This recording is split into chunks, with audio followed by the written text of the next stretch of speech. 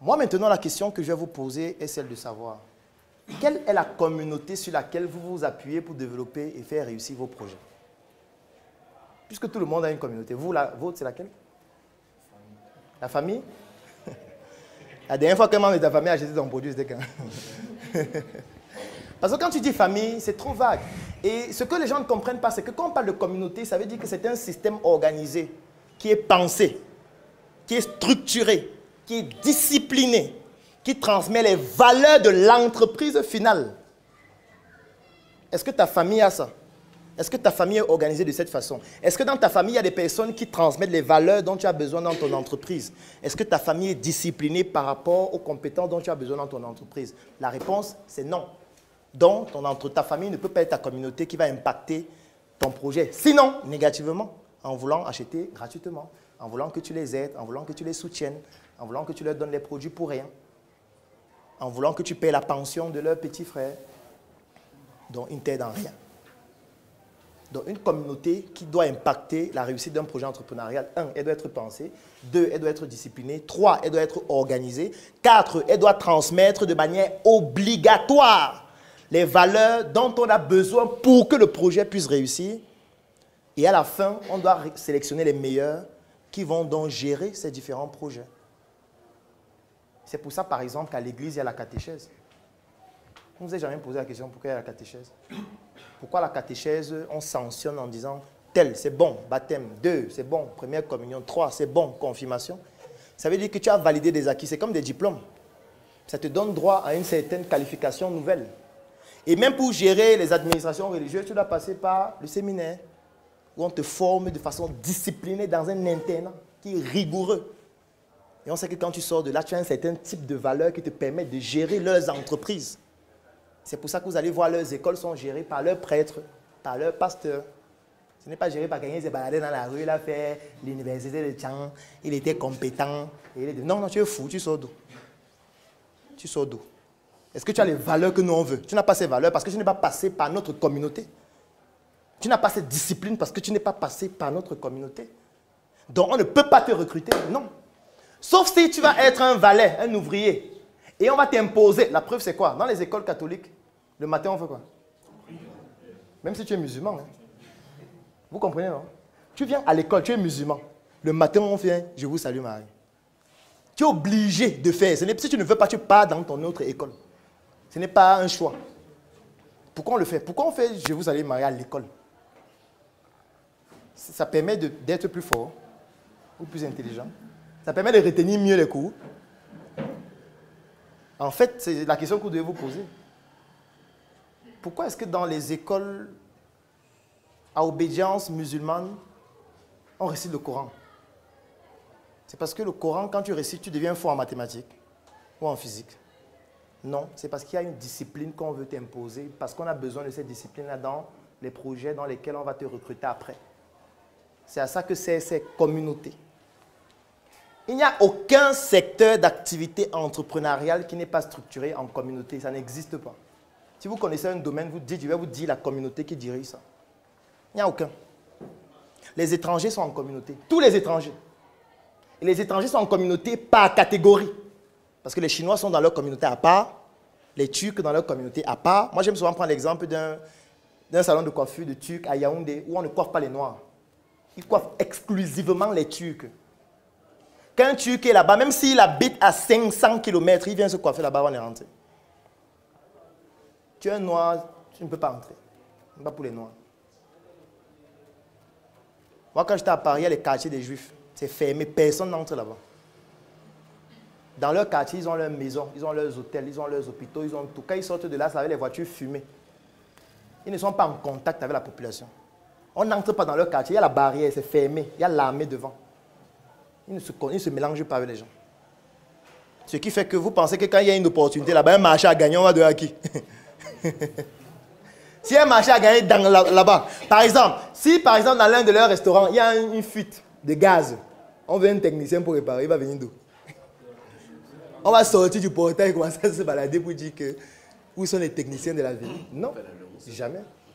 Parce qu'ils ont leur école où ils forment leurs techniciens, ils forment leurs ingénieurs, ils forment leurs pâtissiers, ils forment leurs boulangers. Nous, quelle est notre communauté? Toi qui fais dans les prestations de services, quelle est ta communauté qui te permet de soutenir ton projet?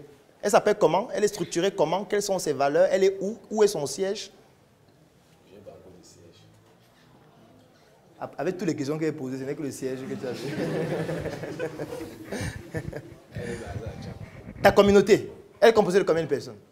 5 personnes. Ce n'est pas une communauté, monsieur. Bon, c'est qui est qui? Non. Ça, c'est pas une communauté. Ça, ce sont tes proches. Ce sont tes proches qui te soutiennent dans ton activité. Ce n'est pas une communauté. Pas du tout.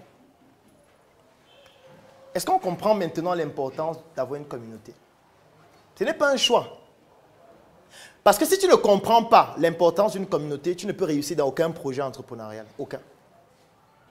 Parce que tous les projets sont structurés en communauté. Je vais vous prendre un autre exemple. Au marché central de Yaoundé, il y a ce qu'on appelle le marché rond. Vous connaissez le marché rond? C'est à la forme d'un cercle au marché central. Au marché central de Yaoundé, ceux qui vendent les appareils électroniques, toutes les boutiques qui vendent les appareils électroniques sont contrôlées par 3 familles. Et je parle de plus de 200 boutiques. C'est contrôlé par 3 familles. Ça veut dire qu'aucun intrus ne peut se retrouver là-bas. C'est impossible. Et il y a les gens qui ont essayé de jouer les têtus. Soit ils étaient têtus, soit ils ne savaient pas ce que c'est qu'une communauté. Donc ils sont venus, ils ont ouvert leur boutique. Où ils vendaient aussi les produits électroniques. Vous savez ce qu'on a fait? On vient juste te demander, gars, tu vends l'écran, c'est à combien? Tu donnes le prix. Tu vends tel truc à combien? Tu donnes le prix. Ils essayent d'avoir les prix de ce que tu vends. Et ils vont donc dans leur communauté dire, il y a un nouveau. Et ce qu'ils font, c'est qu'ils baissent leur prix. Tous. Comme tu vas jouer les têtus, tu vas aussi baisser. Ils baissent, tu baisses, ils baissent, tu baisses. Après, ils viennent, ils achètent tout ton stock au prix le plus bas. Et ils remontent le prix. Et tu fais faillite, tu pars. Ils achètent ta boutique, ils mettent un des leurs encore. Et c'est fini. C'est toujours eux qui continuent. Vous voyez le marché Mbopiadoua là, c'est contrôlé par 2 familles. Tout le marché. Tout ce que vous voyez là, c'est les figurants. C'est contrôlé par 2 familles, tout le marché.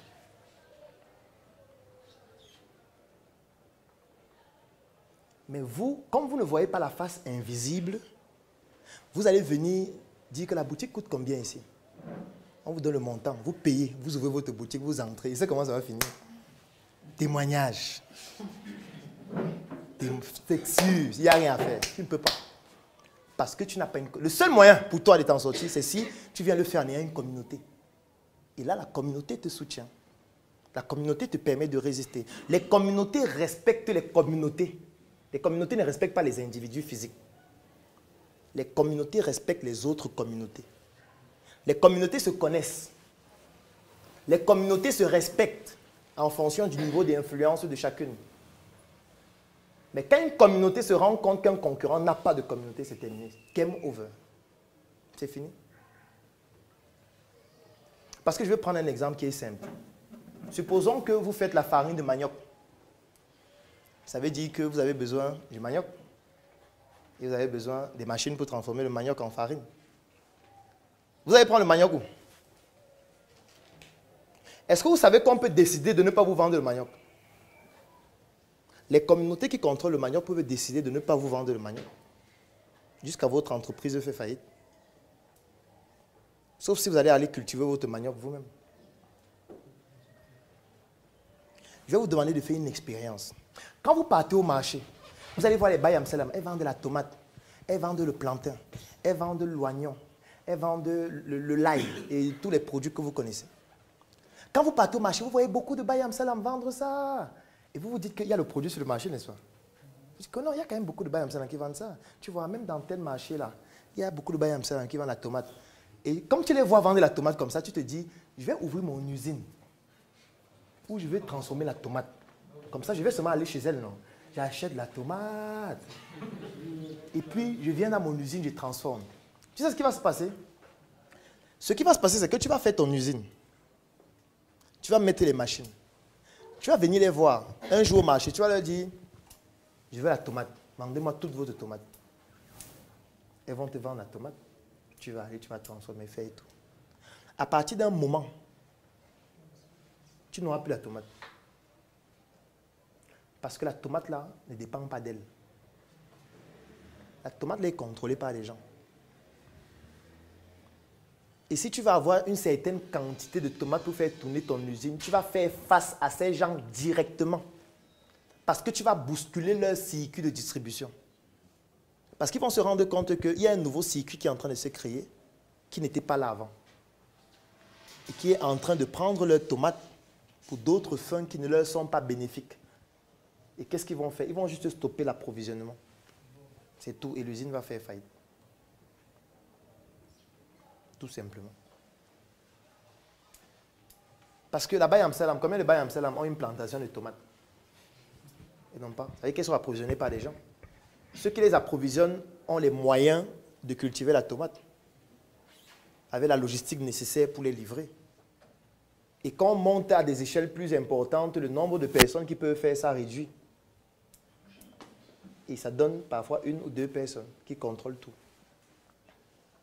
Donc, ce qui fait que s'ils se rendent compte que le circuit est en train d'être bouleversé, ils peuvent stopper en amont.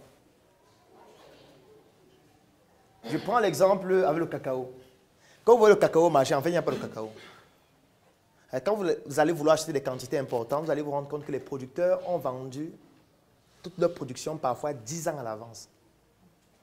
C'est-à-dire que ce qu'il est en train de faire maintenant, on a déjà acheté les 10 prochaines productions. Donc, il ne peut pas vendre à quelqu'un d'autre.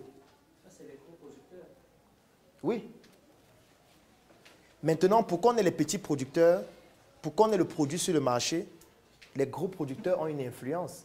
Parce que si tu veux te lancer dans l'industrie, tu auras besoin de quantités importantes. Donc, tu ne pourras pas te baser seulement sur ceux qui vendent en détail. Encore que si tu te bases sur ceux qui vendent en détail, ça va coûter trop cher. Donc, tu auras besoin des gros producteurs parce que les gros producteurs ont des coûts de production plus faibles. Parce que si moi, je produis, par exemple, 50 hectares de maïs par rapport à quelqu'un qui fait 2 hectares de maïs, qui va vendre le maïs moins cher? 50 hectares. Donc, tu vas faire face aux grands producteurs si tu veux mettre l'usine. Ou si tu veux les quantités importantes. Donc, tu ne peux pas les éviter. C'est impossible. Tu ne peux pas. Sauf si tu restes à petite échelle. Et qui dit petite échelle dit qu'il y a un niveau que tu ne vas jamais atteindre. Tu vas faire juste l'économie de subsistance. Si tu veux passer à une échelle plus grande, tu vas faire face à eux directement. Qu'importe le produit. Je prends peut-être le coton. Vous savez que tout le coton du Cameroun est contrôlé par un seul circuit. Tout le coton. Vous ne pouvez pas acheter 50 tonnes de coton au Cameroun. Qu'est-ce qui vous a vendu? C'est impossible. Alors que vous allez vous balader, vous allez voir les champs de coton, voir le coton. Vous allez croire qu'il suffit de venir donner l'argent, on va vous donner le coton. Non, on va vous dire que non. On a y acheté sur 20 ans. C'est là où vous allez voir l'influence des communautés. Et ces personnes qui contrôlent, ce sont des communautés structurées. C'est la même chose dans les marchés publics. On ne se lève un matin comme ça, on vient, on gagne le marché. Tu sors d'où? Tu as fait quelle école qu'on n'a pas fait? Tu es plus intelligent que qui? Non. Tout est structuré en communauté. Tout. Même les maisons à louer sont structurées en communauté. La preuve, c'est que ceux qui contrôlent les maisons à louer au Cameroun ont fait un lobbying auprès de l'administration pour qu'on vote une loi pour qu'ils puissent facilement expulser les personnes qui sont dans leur maison quand ils ne payent pas. Je pense que vous connaissez cette loi. Vous savez qu'on a voté une loi pour facilement expulser quelqu'un qui ne paye pas la maison, non? Jusqu'à l'envoyer en prison même. C'est une loi qu'on a votée qui a été plébiscitée par le lobbying des promoteurs immobiliers. Donc vous voyez jusqu'où ils vont avec l'influence. Et toi, tu vas venir, un petit au quartier, sans communauté, et dire qu'on va résister, on ne peut pas continuer comme ça. Quand ils disent ça, tu dis ça, ils boivent le jus d'ananas en soya et un tintin. Même l'école est contrôlée par les communautés, même l'école. Publique ou privée, même confessionnelle. Il n'y a aucun secteur d'activité qui n'est pas contrôlé par une communauté. Ça veut dire que vous, en tant qu'entrepreneur, si vous souhaitez réussir en entrepreneuriat, vous devez utiliser l'impact d'une communauté afin de vous en sortir. Et lorsque j'ai dit ça, il y a 2 possibilités. Possibilité 1, créer une communauté, possibilité d'intégrer une communauté. Il n'y a pas une troisième possibilité. Peut-être vous allez découvrir la troisième en faisant vos recherches, mais pour le moment, il n'y en a que deux. Soit un, tu intègres une communauté, tu utilises le levier de cette communauté pour avoir de l'impact afin de réussir dans ton projet entrepreneurial, soit tu crées ta communauté. Mais le problème lorsqu'on crée une communauté, c'est que ça prend du temps, ça fait encaisser des coûts, ça fait dépenser beaucoup et ce n'est pas sûr que ça va réussir. Parce qu'après tout ça, ça peut s'écrouler définitivement. Moi, je connais des personnes qui se sont islamisées pour avoir de l'impact dans leur business. Je vais vous prendre un exemple. Vous ne pouvez pas faire le business de la viande à Yaoundé si vous n'êtes pas musulman. C'est impossible. Ça ne marche pas. Si vous voulez, vous essayez. Vous êtes chrétien, vous partez à Yaoundé, vous dites que vous allez ouvrir un endroit où on fait la viande brisée ou les brochettes. Game over. Game over. Si vous n'avez pas de communauté. Parce que ce qui va se passer, c'est que vous allez prendre la viande où? Vous allez prendre la viande où? Vous allez aller voir les bouchers, non? Pour acheter la viande. N'est-ce pas? Tous les bouchers sont dans une communauté. Du moins 99%. Ils vont voir que voilà quelqu'un qui n'est pas de notre communauté, qui veut se lancer dans notre business. Qu'est-ce qu'ils vont faire? Ils vont vendre plus cher. Et comme c'est plus cher, tu seras moins compétitif, tu auras moins de marge et tu ne pourras pas t'en sortir. Point final. Ils n'ont même pas besoin de combattre avec toi. C'est tout. Pardon? Non, en fonction des quantités que tu achètes, on sait, on a une idée de ce que tu veux faire avec. Tu peux pas venir au marché et dire qu'il veut 3 bœufs. On dit, mais c'est quoi? Tu fais quoi avec 3 bœufs? Peut-être au début, on va te vendre. Mais après, d'abord, on va te vendre cher, de toutes les manières, si tu n'es pas de la communauté. Mais après, si on se rend compte que tu achètes 3 bœufs chaque semaine, on va te pister. On va savoir ce que tu fais de ces bœufs et on va faire plus de spéculation. Tu ne peux pas te lancer dans la quincaillerie. Tu ne peux pas te lancer dans la quincaillerie si tu n'es pas de la communauté que vous connaissez.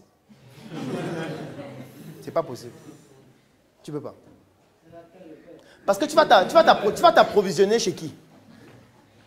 Parce que là encore, c'est même plus grave. Parce que les bœufs, même encore, ça va un peu. Parce qu'on élève ici.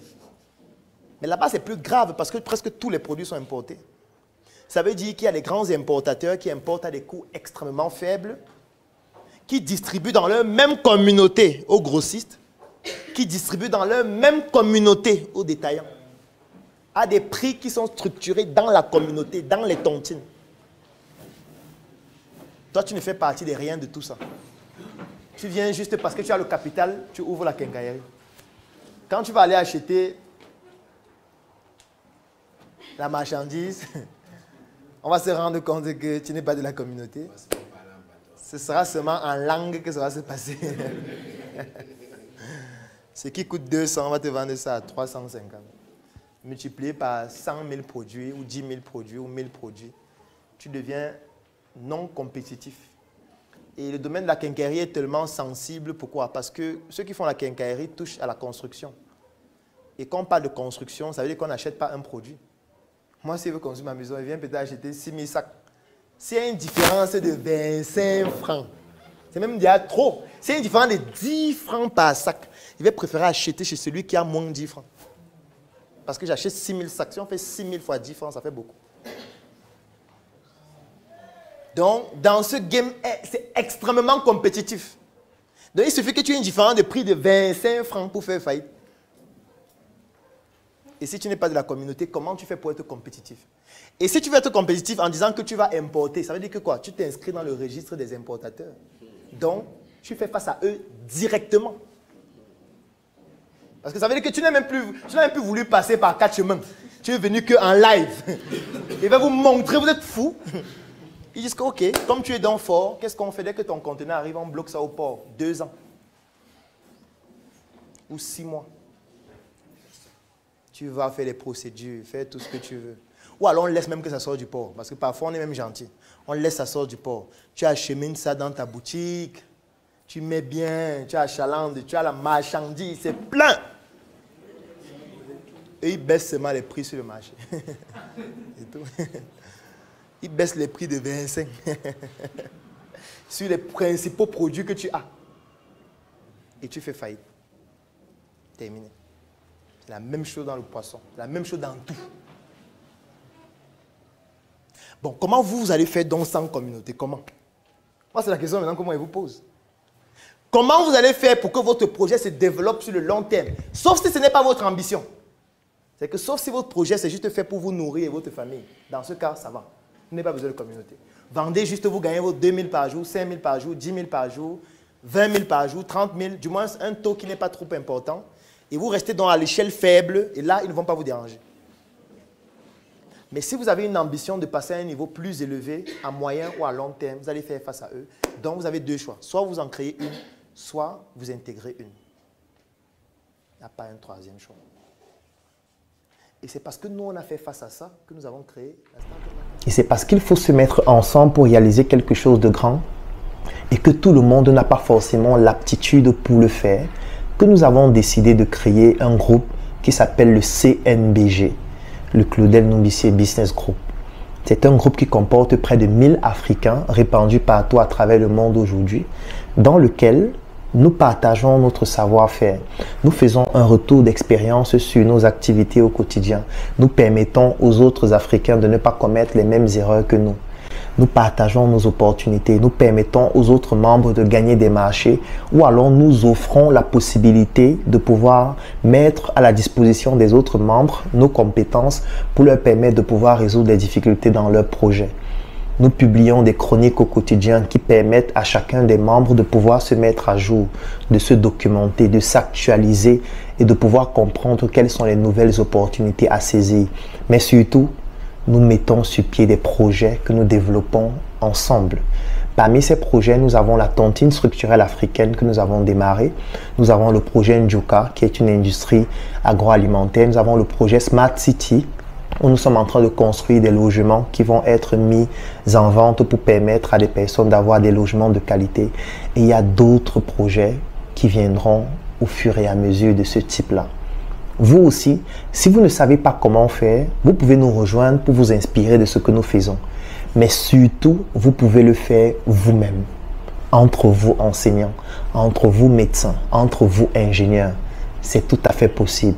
Et si vous rencontrez des difficultés, si vous ne savez pas comment procéder, si vous ne savez pas par quoi commencer, écrivez en commentaire « Je souhaite rejoindre le CNBG » ou alors « Je souhaite rejoindre le Claudel Nombissier Business Group » et vous pourriez vous inspirer de ce que nous faisons afin de pouvoir vous aussi l'appliquer dans votre secteur d'activité.